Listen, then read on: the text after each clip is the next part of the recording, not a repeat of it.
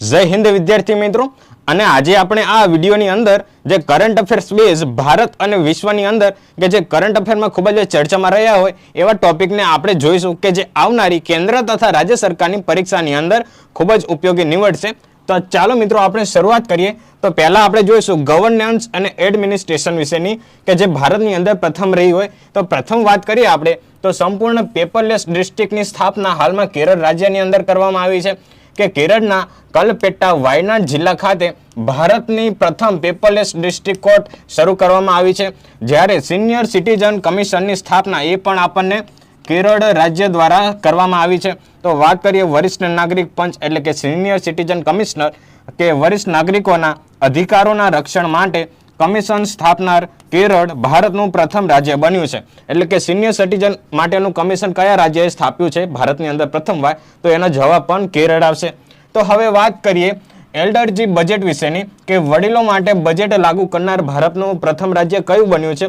એનો પણ જવાબ કેરળ આવશે કે નાણાકીય વર્ષ 2026-27માં વડીલો માટે અલગથી બજેટ રજૂ કરનાર ભારતનું પ્રથમ રાજ્ય કેરળ બન્યું છે. તો હવે વાત કરીએ એક્સ્ટ્રીમ પોવર્ટી ફ્રી એટલે કે આત્યંતિક ગરીબી મુક્ત રાજ્ય કયું બન્યું છે? તો એ પણ કેરળ બન્યું છે કે કેરળને ભારતનું પ્રથમ આધ્યાત્મિક ગરીબી મુક્ત રાજ્ય જાહેર કરવામાં આવ્યું છે. તો ચાલો જ આ ટોપિકની અંદર આગળ વધીએ. તો વાત કરીએ એસસી પેટા વર્ગીકરણ એટલે કે એસસી સબ ક્લાસિફિકેશન જાતિનું પેટા વર્ગીકરણ લાગુ કરનાર પ્રથમ રાજ્ય તેલંગાણા બન્યું છે. તો હવે વાત કરીએ માસિક ધર્મની રજા અંગેનું કે નોકરીમાં મહિલાઓ માટે પેઇડ માસિક રજા રજૂ કરનાર પ્રથમ રાજ્ય કે કર્ણાટક બન્યું છે.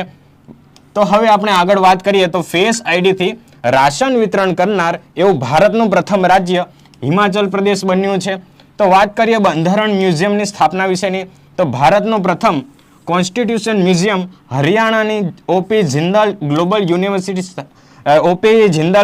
યુનિવર્સિટી ખાતે કરવામાં આવ્યું છે.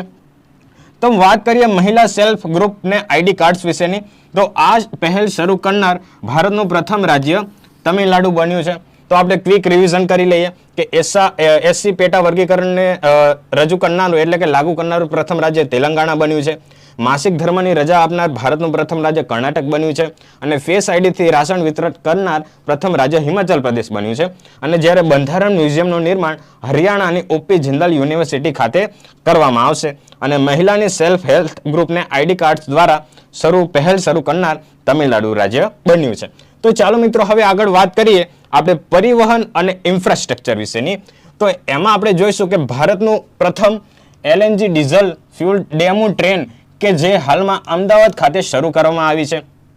તો વાત કરીએ નમો ભારત રેપિડ રેલ વિશેની કે ભારતની પ્રથમ વંદે મેટ્રો કે જે અમદાવાદ અને ભુજ વચ્ચે શરૂ કરવામાં આવી છે.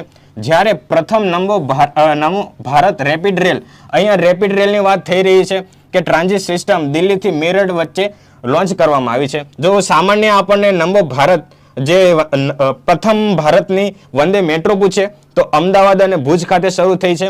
અને જ્યારે નમો ભારત રેપિડ રેલ પૂછે તો તે દિલ્હી અને મેરઠ વચ્ચે લોન્ચ કરવામાં આવી છે.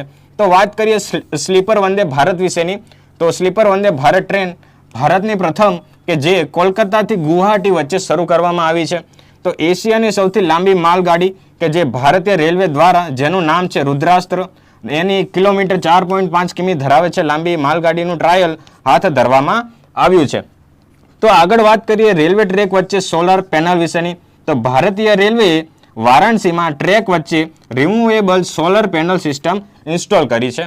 તો હવે વાત કરીએ ઇલેક્ટ્રિક એર ટેક્સી વિશેની. તો ઇલેક્ટ્રિક એર ટેક્સીનો અગાઉ પ્રશ્ન પૂછવામાં આવ્યો હતો કે તેનું નામકરણ શું રાખવામાં આવ્યું છે? તો તેનું નામકરણ શૂન્ય રાખવામાં આવ્યું છે કે ભારતની પ્રથમ ઇલેક્ટ્રિક એર ટેક્સીનું નામ શૂન્ય રાખવામાં આવ્યું છે કે જે સરલા એવિએશન દ્વારા શરૂ કરાશે. હવે વાત કરીએ ભારત ટેક્સી વિશેની. હાલમાં આપણે જોઈએ તો ખૂબ જ પ્રમાણની અંદર ઓલા અને ઉબેરનો વ્યાપ વધી રહ્યો છે. એવામાં જ ગવર્મેન્ટ દ્વારા એક નિર્ણય કરવામાં આવે છે ભારતની શું કહેવાય આત્મનિર્ભરતા માટે ભારત ટેક્સી લોન્ચ કરવામાં આવી છે કે ડ્રાઈવર અને કો ઓનર બની શકે તેવું કોઓપરેટિવ આધારિત રાઇડિંગ હેલિંગ પ્લેટફોર્મ લોન્ચ કરવામાં આવ્યું છે ભારતના ગૃહમંત્રી શ્રી અમિત શાહજી દ્વારા. હવે વાત કરીએ multi lane free flow tolling system કે ભારતમાં પ્રથમવાર ગુજરાતમાં NH-48 પર બેરિયર ફ્રી ટોલિંગ સિસ્ટમ લાગુ કરાઈ છે. તો આ હતી આપણની પરિવહન અને ઇન્ફ્રાસ્ટ્રક્ચરની વાત.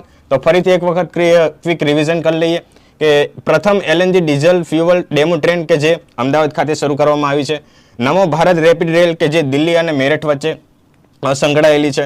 સ્લીપર વંદે ભારત ટ્રેન કે પ્રથમ ક્યાંથી ક્યાં શરૂ થશે? કોલકાતાથી ગુવાહાટી વચ્ચે. અને એશિયાની સૌથી લાંબી માલગાડીનું નામ શું છે? તો રુદ્રાસ્ત્ર છે. અને રેલવે ટ્રેક વચ્ચે સોલર પેનલ કયા રાજ્યની અંદર શરૂ કરવામાં આવી છે? તો વારાણસીમાં. અને એર ટેક્સી કે જેનું નામકરણ શું છે? ભારતની પ્રથમ ઇલેક્ટ્રિક એર ટેક્સીનું નામ શૂન્ય છે. અને ભારત ટેક્સી કે જે ગવર્મેન્ટ થ્રુ લોન્ચ કરવામાં આવી છે. અને મલ્ટી લેન ફ્રી ટોલિંગ સિસ્ટમ કે જે ભારતમાં ગુજરાત ખાતે શરૂ કરવામાં આવેલું છે.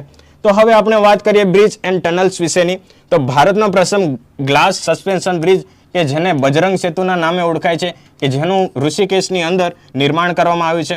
તો વાત કરીએ ભારતનો પ્રથમ વર્ટિકલ લિફ્ટ સી બ્રિજ કે જેને ન્યૂ પંબન બ્રિજ તરીકે પહેલા ઓળખાતો હતો જે તમિલનાડુ રાજ્યની અંદર આવેલો છે. અને વાત કરીએ જો દરિયા પરનો પ્રથમ ગ્લાસ બ્રિજ પૂછે તો તે ક્યાં આવશે? કન્યાકુમારી તમિલનાડુ વિશે. અને એમ પૂછે કે ભારતનો પ્રથમ ગ્લાસ સસ્પેન્શન બ્રિજ કે જેને બજરંગ સેતુના નામે ઓળખવામાં આવે છે તે કઈ ઉત્તરાખંડની અંદર ઋષિકેશ ખાતે બન્યો છે. તો વાત કરીએ ભારતની પ્રથમ અંડર વોટર ટનલ કે જે કેરળ રાજ્યની અંદર બનશે. અને વિશ્વનો સૌથી ઊંચો રેલ આર્ક બ્રિજ કે જે જમ્મુ કાશ્મીરમાં ચિનાબ નદી પર નિર્માણ કરવામાં આવ્યો છે. તો ચાલો મિત્રો હવે આગળ વધીએ તો વાત કરીએ પર્યાવરણ, વન્યજીવ અને કૃષિ વિશેની. તો એમાં આપણે સૌપ્રથમ ઉલ્લેખિત થશે કે વાઇલ્ડ લાઇફ સેલ્ફ રોડ એટલે કે મધ્યપ્રદેશના NH45 પર ભારતનો પ્રથમ વન્યજીવ સુરક્ષિત રસ્તો બનાવવામાં આવ્યો છે. તો વાત કરીએ બાયોડાયવર્સિટી હેરિટેજ સાઇટ વિશેની કે ગુજરાતનું ગુનેરી ગામ અવારનવાર અગાઉ જે GPSCની અને પંચાયત બોર્ડની જે તાજેતરમાં જે પરીક્ષા લેવાઈ હતી એની અંદર કરંટ અને જીકે બેઝ આ પ્રશ્ન ટોટલ 4 વખત પૂછાઈ ગયો છે કે બાયોડાયવર્સિટી હેરિટેજ સાઇટ કે ગુજરાતનું ગુનેરી ગામ રાજ્યની પ્રથમ હેરિટેજ સાઇટ બન્યું છે. કઈ પ્રકારની? તો બાયોડાયવર્સિટી હેરિટેજ સાઇટ વિશેની. તો પ્રથમ પક્ષી એટલાસ વિશે વાત કરીએ તો કેરળનું પ્રથમ હતું કે જ્યારે ગોવાના પક્ષીને એટલાસ પ્રકાશિત કરનાર ભારતનું બીજું રાજ્ય બન્યું છે. તો ડુગોંગ કન્ઝર્વેશન રિઝર્વ વિશેની વાત કરીએ તો ભારતનું પ્રથમ ડુગોંગ કન્ઝર્વેશન રિઝર્વ કે જે તમિલનાડુ રાજ્યની અંદર સ્થાપિત કરવામાં આવેલું છે. તો હવે વાત કરીએ વાઇલ્ડ લાઇફ બાયો બેંક વિશેની. તો ભારતની પ્રથમ બાયો બેંક જે Padmaja Naidu Himalayan zoo national park જે દાર્જિલિંગ ખાતે આવેલું છે ત્યાં ખોલવામાં આવી છે. હવે વાત કરીએ કે સફેદ વાઘ સંવર્ધન કેન્દ્ર કે જે મધ્યપ્રદેશના મુકુંદપુર અને રીવા ખાતેની ત્યાં આગળ સ્થાપના થશે. હવે વાત કરીએ પ્રાણીઓની સંપૂર્ણ યાદી વિશેની. તો દેશમાં પ્રાણીઓની સંપૂર્ણ યાદી તૈયાર કરનાર ભારત વિશ્વનો પ્રથમ દેશ બન્યો છે. અને આગળ વાત કરીએ આપણે તો એની અંદર કે હવે વાત કરીએ આપણે પર્યાવરણ, વન્યજીવ અને કૃષિની અંદર આગળ કે બાયોબ્યુટિમિનનું ઉત્પાદનની વાત કરીએ તો જે પાક હોય છે પાકના કચરામાંથી બાયોબ્યુટિમિન કોમર્શિયલનું ઉત્પાદન કરનાર ભારત વિશ્વનો પ્રથમ દેશ બન્યો છે. જ્યારે તેનો ઉપયોગ કરનારની વાત કરીએ તો મહારાષ્ટ્રના નાગપુર ખાતે NH45 હાઈવે પર આ બાયોબ્યુટિમિનના અંદરથી માલમાંથી રોડ બનાવવામાં આવ્યો છે કે આ પણ પ્રશ્ન અગાઉની પરીક્ષાની અંદર પૂછાઈ ગયો છે. તો હવે વાત કરીએ ઓર્ગેનિક ફિશરીઝ ક્લસ્ટર વિશેની કે આ ભારતનું પ્રથમ ક્લસ્ટર કે જે સિક્કિમની અંદર આવેલું છે. હવે વાત કરીએ કિસાન કવચ વિશેની. તો ખેડૂતો માટે ભારતનું પ્રથમ એન્ટીપોસ્ટસાઇડ સૂટ તૈયાર કરવામાં આવ્યું છે. તો ચાલો મિત્રો હવે આગળ વધીએ ટેકનોલોજી, વિજ્ઞાન અને ઉર્જા વિશેની વાત કરીશું. તો આની અંદર સમાવેશ થશે કે ડ્રોન સિટીની વાત કરીએ કે ભારતનું પ્રથમ ડ્રોન સિટી આંધ્રપ્રદેશના ઓરવાકલની અંદર બનશે કે ડ્રોન સિટી આંધ્રપ્રદેશના ઓરવાકલાની અંદર બનશે. હવે વાત કરીએ સ્ટારલિંકની તો મહારાષ્ટ્ર સરકારે ઇન્ટરનેટ માટે સ્ટારલિંક સાથે જોડાણ કરનાર ભારતનું પ્રથમ રાજ્ય બન્યું છે. તો AI powered gold melting ATM વિશેની વાત કરીએ તો હૈદરાબાદમાં ભારતનું પ્રથમ ગોલ્ડ મેલ્ટિંગ ATM લોન્ચ કરવામાં આવેલું છે. હવે ક્વોન્ટમ કમ્પ્યુટિંગ વિલેજ વિશેની વાત કરીએ. જો ક્વોન્ટમ વેલીની વાત કરીએ કે ક્વોન્ટમ વેલી કયા જે રાજ્યની અંદર બનાવવામાં આવશે તો એનું આવશે હૈદરાબાદની અંદર અમરાવતી. બરાબર છે. ખૂબ જ ચર્ચાનો વિષય છે કે જે આવનારી પરીક્ષાની અંદર આમાંથી 100% પ્રશ્ન આવશે કે આંધ્રપ્રદેશના અમરાવતીમાં ભારતનું પ્રથમ ક્વોન્ટમ કમ્પ્યુટિંગ ગામ સ્થાપિત કરવામાં આવશે અને અમરાવતીને ક્વોન્ટમ વેલી તરીકે વિકસાવવામાં આવશે. તો હાઇપરલૂપ ટેસ્ટ ટ્રેક વિશેની વાત કરીએ તો IIT મદ્રાસ દ્વારા ભારતનો પ્રથમ ટ્રેક લોન્ચ કરવામાં આવ્યો છે. તો ચાલો મિત્રો આગળ વધીએ. તો હવે વાત કરીએ હાઇડ્રોજન અને ગ્રીન એનર્જી વિશેની. તો ભારતનો પ્રથમ ગ્રીન હાઇડ્રોજન ફ્યુલિંગ સ્ટેશન કે જે લેહ લદ્દાખની અંદર સ્થાપિત કરવામાં આવ્યો છે. તો ઉત્તર ભારતનો પ્રથમ ગ્રીન હાઇડ્રોજન પ્લાન્ટ કે જે હિમાચલ પ્રદેશની અંદર બનશે. જ્યારે ભારતનું પ્રથમ સોલાર બોર્ડર ગામ મસાલી કે જે ગુજરાત રાજ્યની અંદર બન્યું છે. આ પ્રશ્ન પણ અગાઉ જે જીપીએસસીની પરીક્ષા લેવાઈ હતી એની અંદર કરંટ બેઝ પૂછવામાં આવ્યો હતો કે ભારતનું પ્રથમ સોલાર બોર્ડર ગામ મસાલીને જાહેર કરવામાં આવેલું છે. તો કોલ ગેસિફિકેશનનો પ્રથમ પાર્ટ પ્રોજેક્ટ કે જે ઝારખંડમાં લોન્ચ કરવામાં આવ્યો છે. તો ચાલો મિત્રો હવે આપણે આગળ વધીએ અને વાત કરીએ શહેર, સંસ્થાઓ અને વિવિધ પહેલ વિશેની. તો એની અંદર સમાવેશ થશે સૌપ્રથમ તો ઝીરો વેસ્ટ એરપોર્ટ વિશેની વાત કરીએ. તો ઇન્દોર એરપોર્ટ કે જે ભારતનું પ્રથમ ઝીરો વેસ્ટ એરપોર્ટ બન્યું છે અને દિલ્હીનું એરપોર્ટ કે જે પ્રથમ વોટર પોઝિટિવ દરજ્જો મેળવનાર એરપોર્ટ બન્યું છે.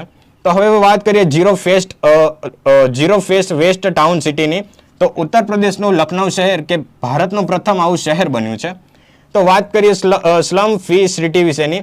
તો મોટા શહેરોની કેટેગરીમાં 7 મિલિયનથી વધુ વસ્તી ધરાવતું સુરત પ્રથમ સ્લમ ફ્રી સિટી બન્યું છે. હવે વાત કરીએ બાળ લગ્ન મુક્ત જિલ્લા વિશેની.